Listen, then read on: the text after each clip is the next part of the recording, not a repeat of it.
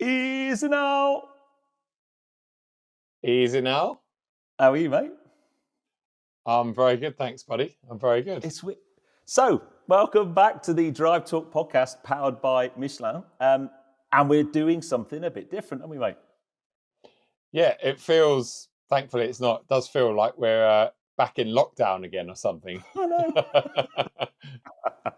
So if you listen to the podcast, we've mentioned this a couple of times. One of our big challenges when we do the podcast is just the logistics of getting the three of us together.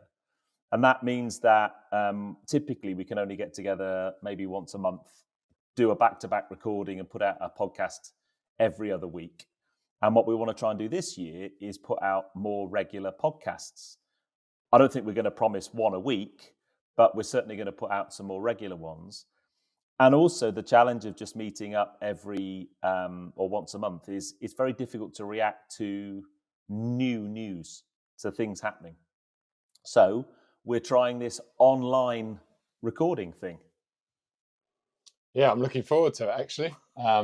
As much as I love seeing you and Pat, it's always difficult for us to orchestrate that because you're super busy, I'm super busy, Pat's super busy, and we all live in very different areas. And I think only we can appreciate how much effort that can take. But that's still going to happen, still going to continue. But as you say, it's just great. This enables us to do more sort of reactive stuff. And just a bit more of a casual chat. In fact, it is going to happen because tomorrow morning we all get in the car and drive up to Sheffield because we're recording a podcast tomorrow with Dougie Lampkin at the Sheffield Arena for his big indoor trials event, which takes place over the weekend. Yes, very much looking forward to that.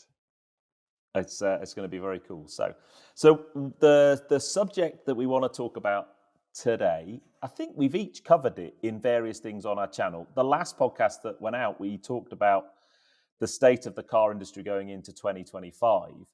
But that was filmed just before Christmas. And what's happened since then is the SMMT, which is the industry trade body, the Society of Motor Manufacturers and Traders, have released the car sales figures for 2024.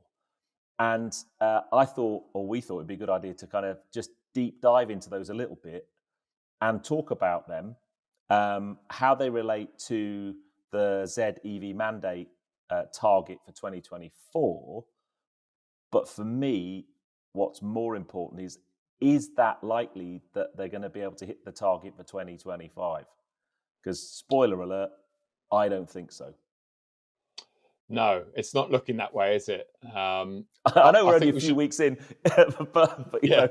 But we'll get into why that is. But I think we'll put a link in the description below if you're listening on YouTube to that SMMT link because there's lots of information on there. It's quite fascinating. And I know what you're about to say, but before we get into that, exactly, what are we doing next week, Joe?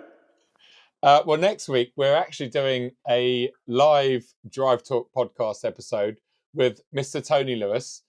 We were originally doing it at a slightly different venue in London, but we're back at Berry, Mini and BMW at Heathrow. Thursday, the 23rd. There'll be a link in the description below. If not, keep an eye out for mine and Ped's stories and stuff, or it's on Eventbrite. Needs to get yourself a ticket. There'll be refreshments and snacks on the evening. There'll be plenty of parking there. And it just should be a good night where you lot can throw questions at Ped, Tony and myself. And last year was brilliant. It was one of the highlights of the year. So, still plenty of tickets available. So make sure you do hit that link and come down and join us because it should be a good evening. And it will just break up an otherwise pretty long and miserable January. And it's only live once. Oh, yes. Because we're not recording the evening one. We're going to do one in the afternoon that will go out on the channel. But the evening one's great because we haven't got the cameras rolling. It gives us a bit more freedom to, say things that we might not want the rest of the time on the internet. So, and it's just great to see everyone as well. So as many of you as possible, hopefully you can come along to that. But shall we dive into the numbers? Yes. I guess the first number then, and this, by the way, this podcast is not aimed at being EV bashing in any way. I don't think there's a slant EV or petrol, to be honest. I thought, or we thought, it would just be great to talk about the numbers that the car industry has to hit, whether you love EVs or not, whether you're a petrol head or not, how they're doing that, and what the implications are if they don't do that. But also what some of the changes in the rules are that take place this year, 2025, that make it even more difficult for them to hit those rules. So the ZEV mandate in 2024 said that 22% of new car sales must be battery electric. And according to the SMMT, we kind of just about did it. Yep. We sold, or the industry in the UK sold 1,952,778 cars. That's up 2.6% on the previous year. But it's the mix of whether that's petrol, battery electric, hybrid, and so on. But according to those figures, they did hit their 22% marker. However, a couple of things. I'll talk about one, and you can talk about the other one, Joe. Okay. So I'm going to talk about the credits. So it's possible for a manufacturer, because they've all got this target, but if you're a battery-only manufacturer like Tesla, clearly you're not making any combustion cars at all. And what's possible is to sell ZEV credits to other manufacturers so that as an industry, everybody hits the 22% marker, even though you might not have done 22% of your sales as battery electric, if that makes sense. Now, for me, that's just a massive fudge, and it just muddies the water. So whether or not that carries on, and whether or not there are enough credits this year for that to make a big difference, I don't know. But for me, that whole credits thing, they should just get rid of that. Otherwise, it's not a, do you know what I mean? It's not like an accurate target. It's just a complete fudge. You're essentially paying to fudge your own figures in a way, right? But you're doing it, but they're only playing by the rule book. They're doing it because, I say these manufacturers are doing it because that means they can then get away with the achieve the figures that they are after, but in a different way. And it's probably cheaper than paying the fines for not meeting that target. Yeah, I mean the actual the figure from SMMT is battery electric vehicles made up 19.6% of car sales last year. Which you think, well, hold on, the target was 22%, but you've got these credit swaps, and also I think a few clever things were done with hybrids, because hybrids allow you can make up part of that target. So nobody was fined anything, which is the indicator. So because for every car you make above that target that's not a battery electric car, it's a €15,000 fine, and no one was charged any fine. So that kind of is the indicator that everyone was good and hit their target. Do you know about that fine there, Ped? Do you know that is that like a fixed rate? Because it kind of makes no sense, because I suppose if you're Rolls Royce, for instance, then why bother even? You don't. I mean, 15 grand on a 300 or 400 grand Rolls Royce is like less than 5%. I think it is a per unit. I don't know for sure. If anyone listening knows, put it in the comments. But I'm pretty sure it's just a 15 grand per car. But you're right. You might sit there and go, "Well, that's just worthwhile paying," and I'll just carry on making petrol cars and not care. Yeah. Or Ferrari. Look at Ferrari and all these. Just whack 15 grand on the retail price and don't worry about it. So it must be. I know. Yeah, that's I wonder. I've obviously heard you and others mention that figure before, but then I'm like, wait a second. Yeah, I wonder if that fluctuates or moves. So the other Oh wow, here we go. So in the report, it does say that, and I'm going to quote from the report here: the industry has pulled every lever to try and achieve this target, with manufacturers discounting more than £4.5 billion in 2024. So that's your money off list price, and then the other thing it's difficult to give exact numbers, but is this whole concept of pre-registering cars at the back of the year, sort of November, December time. What's your thoughts on that, dude? Yeah, well, I think the pre-registering thing has definitely happened for a long time. Like it's that's not new to the ZEV mandate, but it's obviously a lot more exaggerated, and a lot more people are doing it to cheat those figures. But I think, like with most businesses, you get your end of year target. So I think in the car industry, it's usually before the new reg comes out, so end of February or end of August. And I know a lot of dealers are always like, right, let's pre-register some cars to get those figures up. But now they're still doing that, but they're doing it to meet this this target. That's causing a bit, like you mentioned, the end of year exaggeration of sales and stuff, and these pre-registering cars. That's also, I can imagine, ruining and putting a lot of pressure on the used car market, because we've suddenly got all these nearly new cars that are now classed as used cars.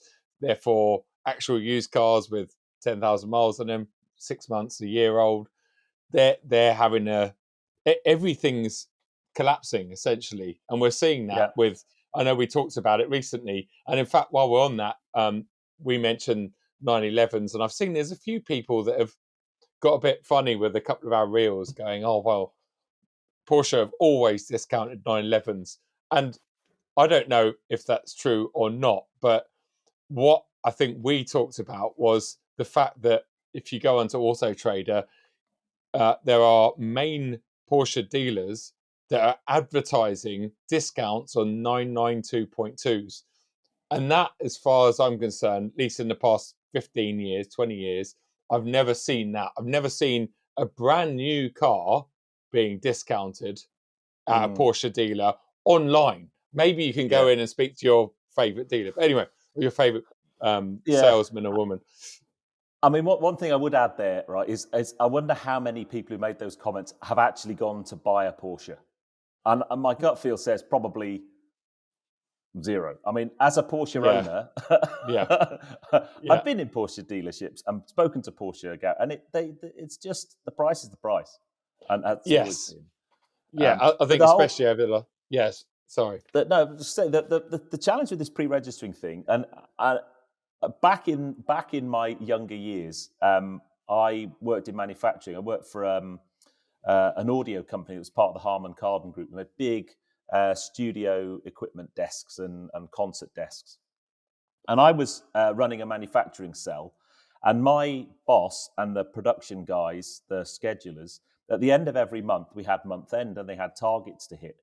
And the amount of months where you'd have a desk that was maybe half made or 3/4 made, and you would be pressured to invoice that desk to hit the target. It's exactly the same concept as pre-registering a car.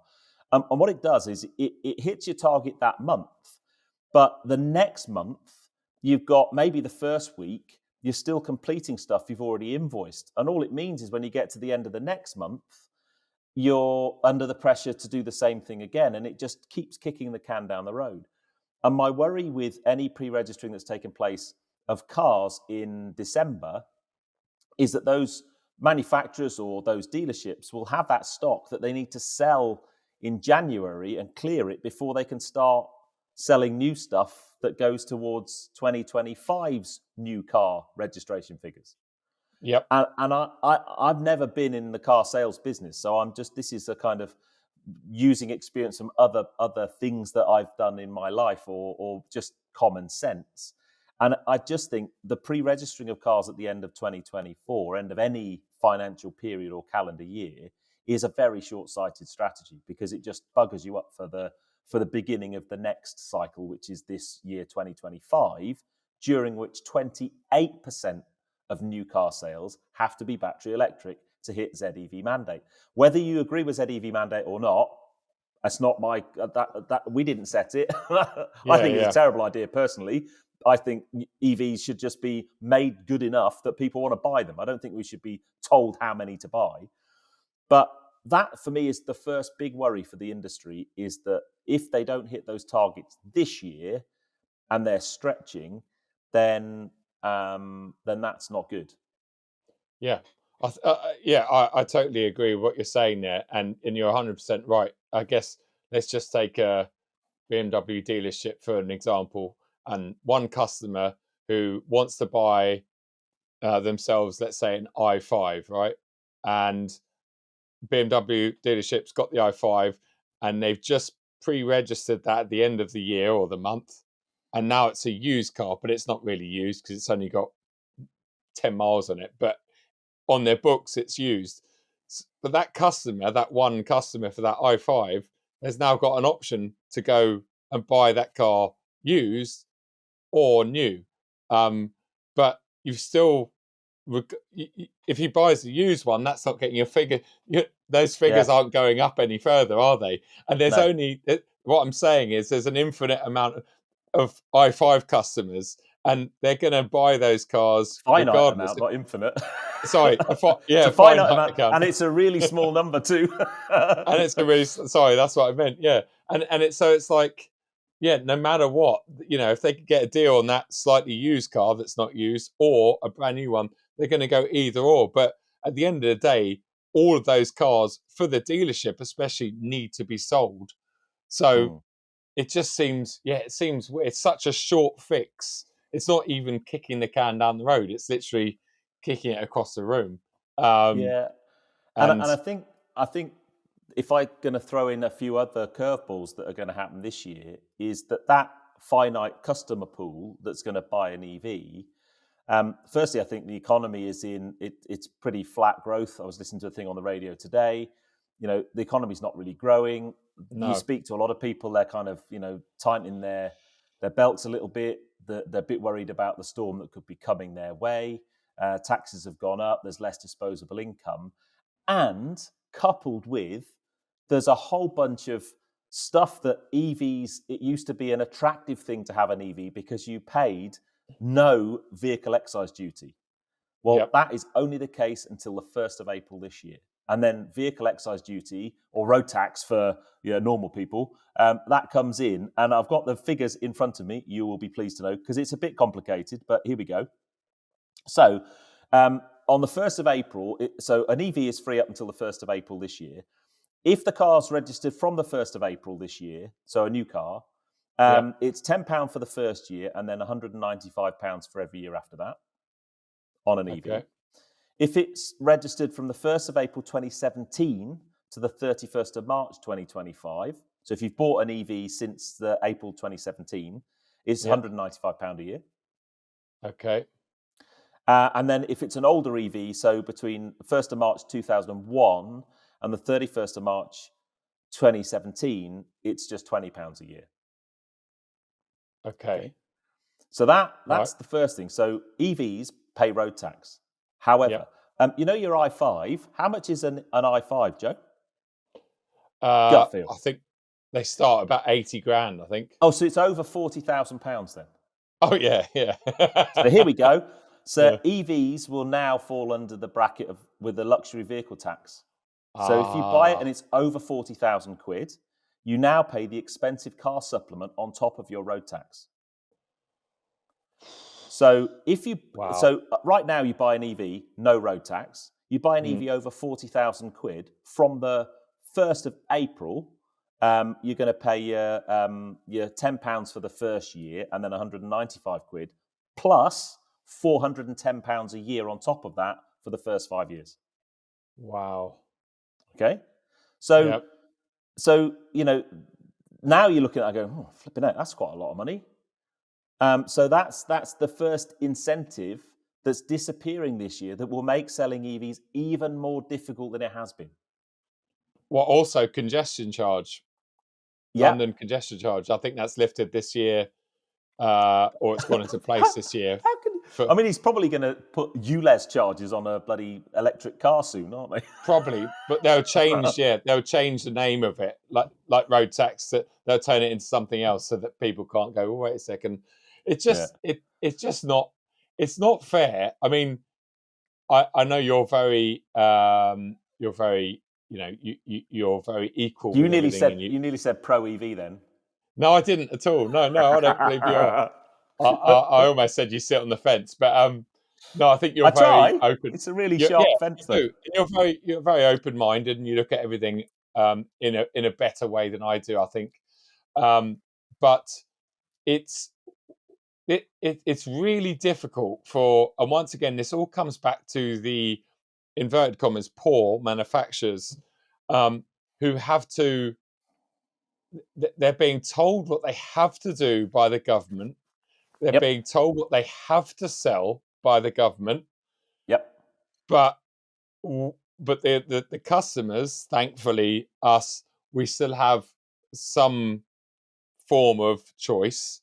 And the incentives on those choices 5 years ago were to go maybe down the EV route.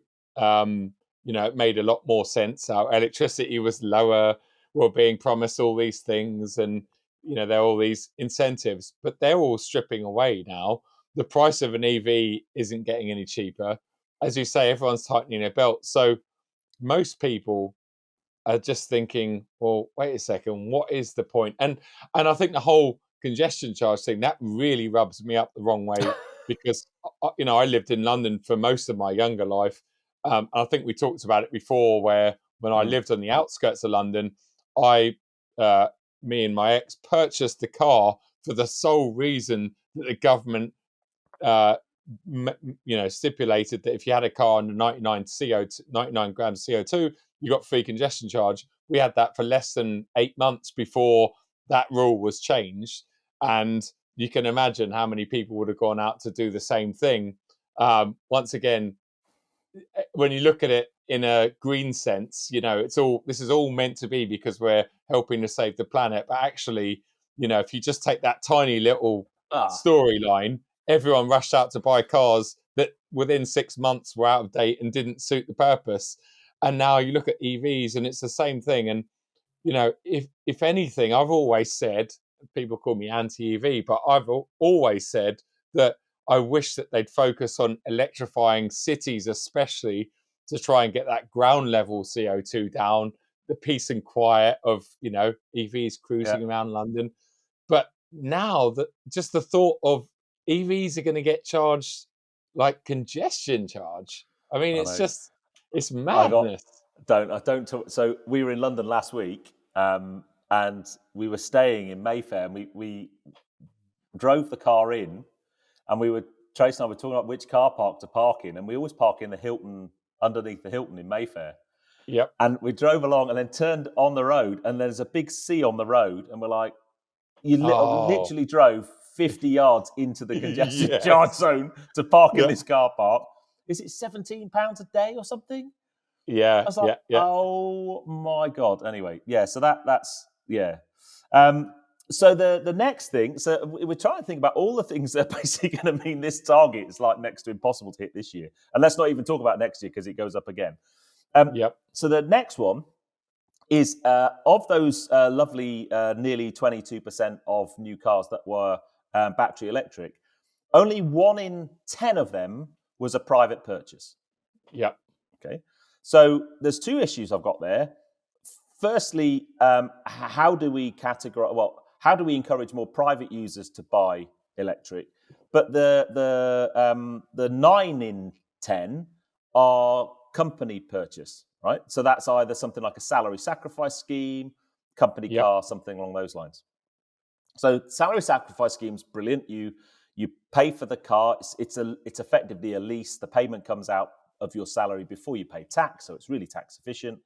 And most of them include, you might get 3,000 or 4,000 miles worth of public charging. You've got tyres, breakdown cover, all kinds of things.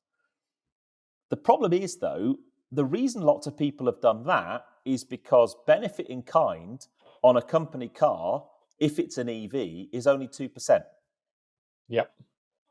Whereas if it was a petrol car, I don't know what, it's about 20%, I think. It's a big chunk, I think. Yes. Because it used to be based on how many miles you did. I think there was I think if you didn't do 18,000 miles a year, like it was so expensive to run a company car. So 2% benefit in kind makes an EV as your company car really, really attractive. Guess what? That That's changes in going. April as well. So in April this year, benefit in kind will increase by 1% every year until it hits 5% in 2028. Okay. And then in 2028, 29, it goes up to 7%. Yep. And then 29, 30, it goes up to 9%. Bearing in mind, at the same time as these, in those years, the ZEV mandate ramps up massively, right? So on one hand, you've got a government saying, here's a ZEV mandate. You've all got to go and buy electric cars. Off you go, and telling all the manufacturers to do it. And then on the other hand, you've got the same government going, by the way, we're going to increase how much it costs to run an electric car by increasing benefit in kind, by reducing the whole benefit of me going, oh, as a company car driver, oh, okay, I'll have an electric car. That sounds great. Oh no, I've got loads of road tax now, and I've got more benefit in kind. So that 1 in 10 of private, well, that's going to change. Because 9 out of 10 people are going to go, well, I sod that for a game of soldiers. I'll go and buy a petrol car. Yep. Yeah. Do the guys in the policy halls of Westminster, do they not live in the world? Do they not? I mean, I just beggars. At the end of the day, it's a graph, isn't it? It's like they've got to make this much money, and as the electric car sales are being forced to go up, then they've got to make this money that they're losing somewhere. Yeah. So as we approach 2030, I mean, you couldn't make it up, could you? I mean, the one I was just with a lovely mate of mine today, Ellis, driving a very cool car, but my GoPro failed. But never mind, let's not go there. But he's just bought a electric Ford Transit van. Yep. Right. And I think it started off at like 65, nearly 70 grand for this transit van. He got 70 grand for a 65, Ford Transit. I think it was, for a Ford Transit, yeah. He got a deposit contribution from Ford, quite a chunky one, like 3 or 4 grand. The dealer gave him a whole bunch of money, similar. And there's also an allowance to get a charger fitted at home. So actually, and then there's a government grant because it's a business. I think he got 3 grand government grant. So the van actually ended up costing him 50 grand. Okay. Right? Which is still 50 grand for a transit van, but anyway. So there are some incentives for businesses and business vehicles. I'm interested. It will do like 150 miles tops on a charge.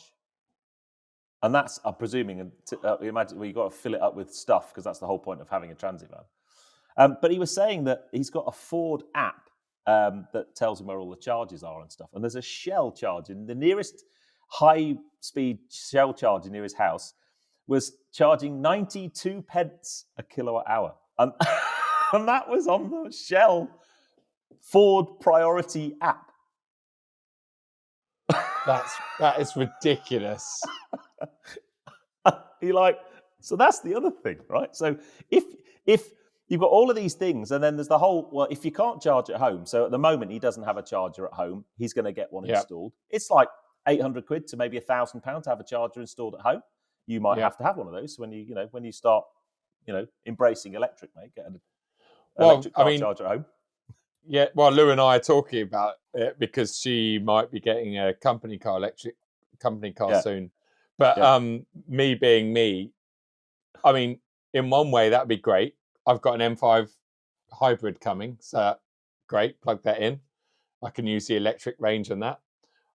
But cynical me doesn't want an electric car parked anywhere near the house, because I know people will argue and go, oh yes, but according to the figures, it's much more likely for a combustion engine car to go up. But I don't like the idea of a big, heavy battery plugged into my house on my driveway, because I don't really want to. No. But anyway, I'm going. I've gone off on another. That's But another anyway, subject for a podcast altogether. yeah. But yeah, okay. So why? So your friend that you've been with today with the Transit. Yeah. My question, why has he gone out and spent 50 grand on a reduced Ford Transit electric, when I'm sure the load capacity is not as good as a diesel. The range obviously is nowhere near, and the running costs, by the sounds of things, are only going to be as good once he's got a home charger. I think once he's up and running, I mean, it's early days. Once he's up and running and he can charge at home and the discounts and stuff on it, it was almost a no-brainer at the moment. He got so much money off the vehicle with all the grants and things. Yeah. But my challenge with that is, how long are they going to be around in the business space? So, you could have that kind of, not quite that amount, but if you bought an EV, now I've got it on my thing, because we had the plug-in car grant, but I think that went in 2022. Bear with me a minute. I've got it.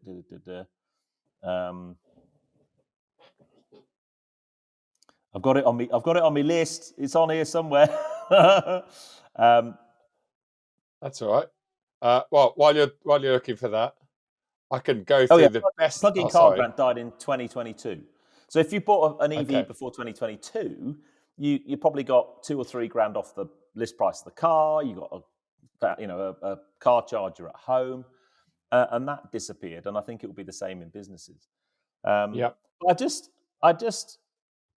do really, really worry, because this isn't an EV petrol thing at all. This is a thing that the industry has to deal with, irrespective of which side of the fence you're sitting on, and it's going to affect everybody. Because if you're a petrol head and you want to buy a really cool petrol car, the chances are a lot of these manufacturers, to start hitting these numbers, they're almost going to have to force your hand by just not having the availability of petrol cars that you want to buy. Yep. Or they'll just cut back on the manufacturer or stop making them altogether. So eventually you just have no choice whatsoever. Well, or I think that gang up or be brave and gang up together and go to the powers that be and say, we can't do it. Well, I'm pretty convinced that they've already tried that and it backfired back in 21, 22, when there was some shortages of parts. There was a hangover from COVID, but you know how, like in 22, everyone's excuse didn't matter what it was. Oh well, our manufacturer used to make that, doesn't make it, or there's a delay because of. Everyone was using that excuse, and I'm sure a lot of that was just an excuse. But I know that Audi, and I don't like to throw them under the bus, but I know for a fact that during 22, if you wanted like an Audi RS product or something a bit punchy, people were just being told outright, no, you can't have it. But you can have our latest e-tron GT, and I know a number of people that were going in and asking about the new RS6 or an RS3, the new one, and just think, no, we can't sell any. Audi Germany aren't making any more, but we can sell you this electric car. So back then, when we were really getting it by manufacturers, sort of like, you've got to buy an electric, I think they'd already tried that tactic, and I don't believe that, they were saying about the chip shortages. Oh, well, we don't have chips for, and it just happened to be the punchy models. It's like, but why would you not have chips for your most expensive and surely most profitable models? But yet you've got chips for your electric cars, which I believe had a lot more chips in them. And I remember that was a big thing at the time, but it'll be interesting to see what manufacturers do, because like you said, they'll then be forced into going down that route again, and that will just piss people off even more. petrol heads would be upset. Yeah, I mean, the only happy people out there would be, people that genuinely love and don't mind spending a lot of money on an electric car. But I don't know. I think that I was going to say it's going to be an interesting 12 to 18 months, but I have been saying that now for a few years, and it's really turning into a bit of a rocky road. I think for me, 2025 is where it really gets serious, because 22% to 28% is a big jump, and that it changes the dynamic completely. And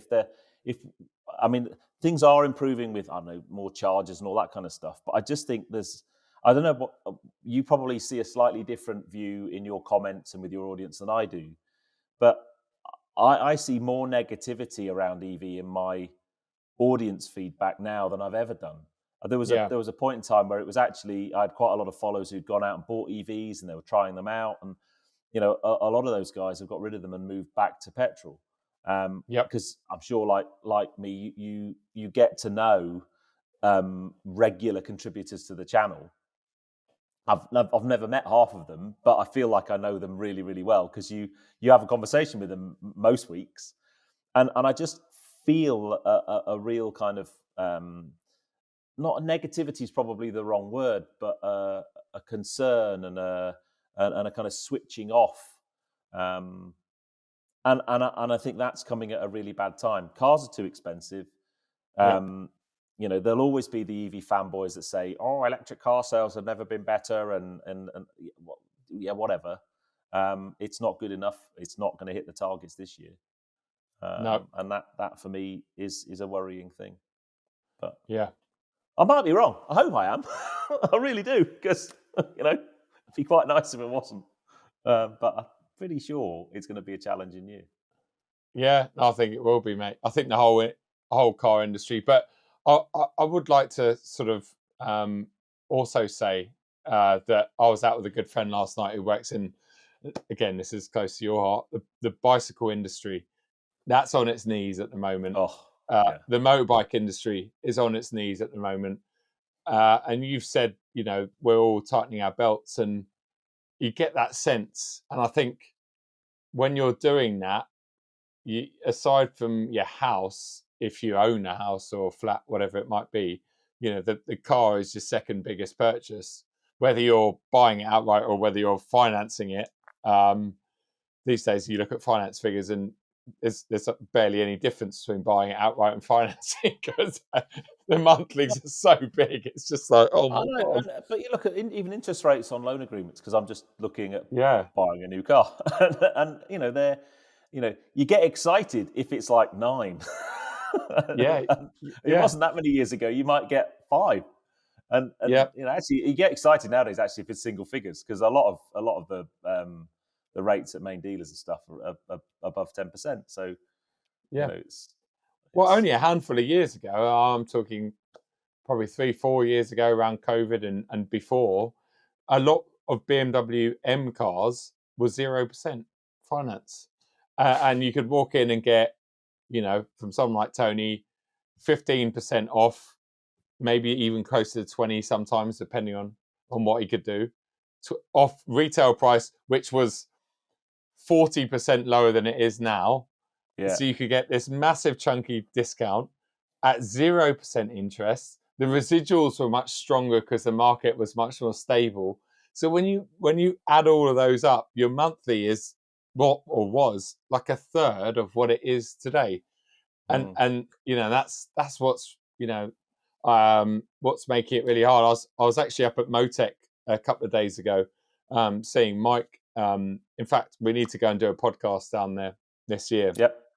And he was just saying, like he's got a lot of customers that are downsizing. That there may be an M4 customer, now they're an M2 customer, or they're an M2 customer, now they're an M135 customer, because a lot of people are financing these cars, and even though they've downsized, they're still paying more than they were, before, and obviously that has a backlash on what they could sell, and because parts that he's selling have also gone up in price. And it's just like, yeah, it is. The more you look into it and the more you talk to people, the more miserable everything is in that sense. Yeah, So I mean, I guess because cars are so expensive these days that when I was first buying cars, it was quite commonplace. I mean, we've had lots of chats about how you finance cars, but yeah, you know,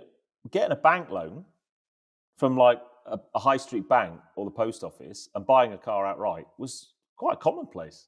yeah, yep, But nowadays, even used cars, you physically can't do that because you can't get a bank loan for enough money. and nowadays, no, you got to save some money and put some money towards it. But that's fine if you've got a budget of maybe, I don't know, up to £15,000 or £20,000. I can kind of imagine that that's a doable thing.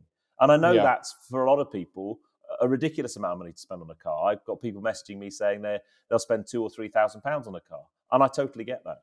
But when a car's like 30, 40, 50,000 pounds or more, the yeah, only way you're going to buy that is on a PCP yeah, or a HP with balloon or something.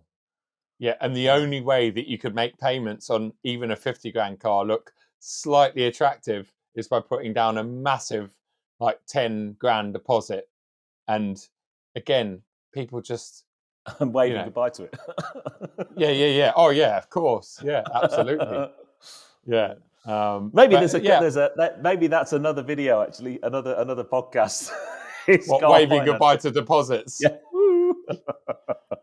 Well, I think next week we'll be able to chat through. I'm keen to pick Tony's brains about a lot of this because Tony's very honest with all that, and he's on the ground, and he's got nothing to hide. Thankfully, by the looks of his Instagram, he still sells a lot of cars, but I know times have changed a lot for him, and so it'd be interesting to pick his brains and see what he thinks.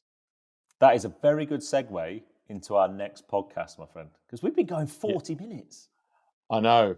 These online ones, we thought, we'll just do half an hour. Chatting away. Yeah, sorry about that. That's all right, mate. No worries. But yeah, anyway. I was apologising to the audience, not you. Yeah, that's all right. No, I was saying, if anyone's listening, I would love to hear your thoughts. And as I said, I did a video on my channel just this week on the similar kind of subject, but more EV focused, I guess. And it is possible to have an opinion on EVs without sitting either side of the fence. There's not many people do it, but we are trying, or we do try to do that. I think Joe and I kind of balance each other across the fence. You're maybe more on the petrol side. I'm kind of sat right in the middle, probably. No, I think these days you are more on the petrol side as well. I'm coming back. I am, and that's there's I guess when you look at new cars to market, so many of them are battery electric, and if that's what you kind of do, then you end up doing reviews of lots of electric cars. But I am changing my focus a little bit just to mix it up a bit, really. But yeah. Anyway. Should we love them and leave them? Yes, mate. Absolutely. I'll be seeing you tomorrow, and hopefully we'll see some of you lot next week. Yes. At the live podcast in BMW Heathrow. And let us know what you think of this format, because we are trying, and we got online last week and just did some tests with audio and visuals and stuff. And it is a very new space for us. We're still experimenting a bit with mic levels and types of mics and all that kind of stuff. Because obviously I've built this lovely dream garage, which is like basically filming a podcast in a cave. So it's a little bit echoey. But let us know what you think. Yeah, that's my bed behind, isn't it? Bed? It is that one there. Yeah, you slept just there. Yeah, that is the most comfortable sofa bed In fact, it's one of the most comfortable beds I've ever slept in, let alone sofa beds. Guys, thank you for tuning in. Don't forget, give us a subscribe if you're watching on YouTube, or a follow if you're listening on a podcast platform. Let us know what you think of this new format. Hopefully we'll be able to bring lots more things to you more regularly. If you've got any ideas for podcast topics that you'd like me and Joe to chew the cud over, then let us know. And we'll see you on the next one. Easy Cheers. now. Easy out.